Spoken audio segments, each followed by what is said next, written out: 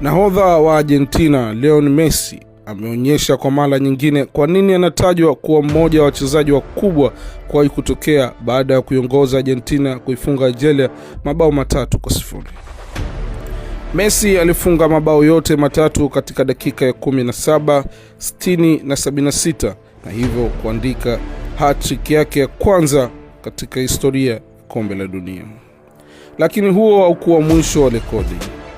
Kwa mabao hayo matatu, Messi sasa amefikisha mabao 16 katika historia ya kombe la dunia na kuifikia rekodi ya Miloslav Klose wa Ujerumani kama wafungaji bora wa muda wote wa michuano hiyo.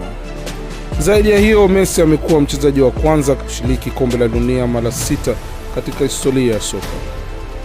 Wakati huo Ufaransa iliibuka na ushindi wa mabao 3-1 dhidi ya Senegal, huku Kylian Mbappe akiendelea kung'aa.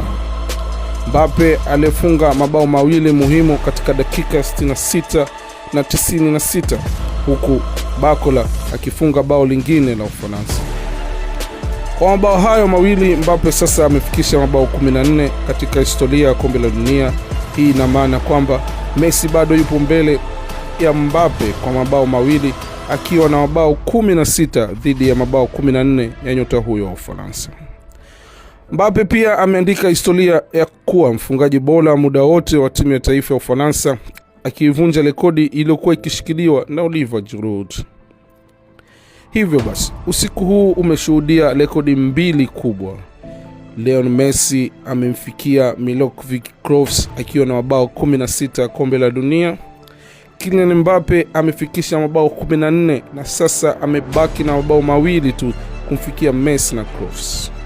Swali kubwa ni je, Mbappe atavunja rekodi ya Messi na Klose kabla ya kombe la dunia 2026 lijaisha?